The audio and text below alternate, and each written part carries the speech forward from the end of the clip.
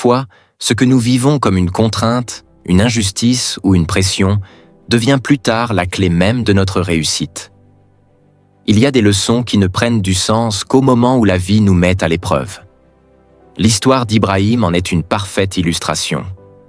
Elle nous rappelle que les petites choses, souvent ignorées, peuvent transformer un destin entier. Ibrahim a grandi dans une maison modeste, élevée par une mère travailleuse qui se levait chaque jour très tôt pour aller gagner sa vie.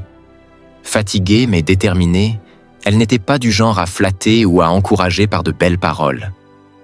Au contraire, elle critiquait souvent son fils. Elle lui répétait sans cesse qu'il devait faire attention aux petits détails de la maison. Bien replacer les objets, éteindre les lampes inutiles, fermer les robinets, faire les choses correctement. Pour Ibrahim, ces remarques étaient lourdes à supporter. Il avait l'impression qu'on ne voyait jamais ce qu'il faisait de bien, seulement ce qu'il faisait mal. Pendant longtemps, il a vécu ces exigences comme un problème.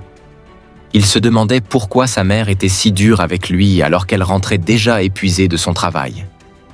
Il ne comprenait pas l'importance de ces petites tâches quotidiennes et les considérait comme inutiles.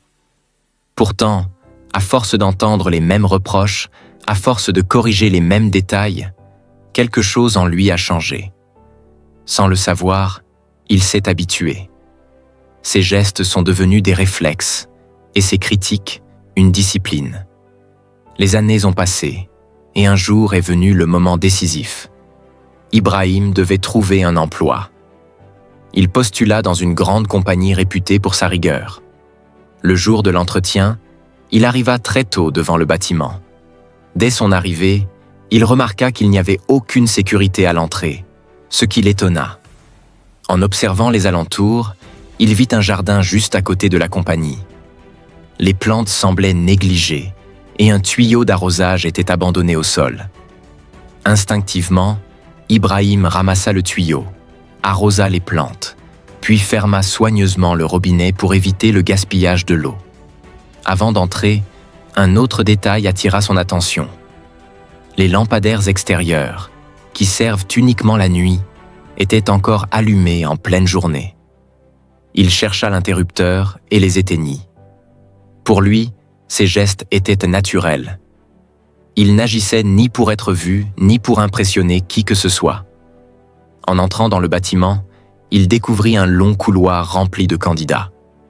Ils étaient des centaines, bien habillés, sûrs d'eux, visiblement très instruits. Face à cette foule, la confiance d'Ibrahim baissa. Il se demanda s'il avait réellement sa place parmi eux. Le doute s'installa, mais il continua d'avancer. Arrivé devant la salle d'entretien, il remarqua que le tapis à l'entrée était mal positionné. Il se baissa, le redressa correctement, puis entra. À peine avait-il franchi la porte que le directeur se leva, le salua chaleureusement et lui annonça que son dossier était retenu. Ibrahim resta sans voix.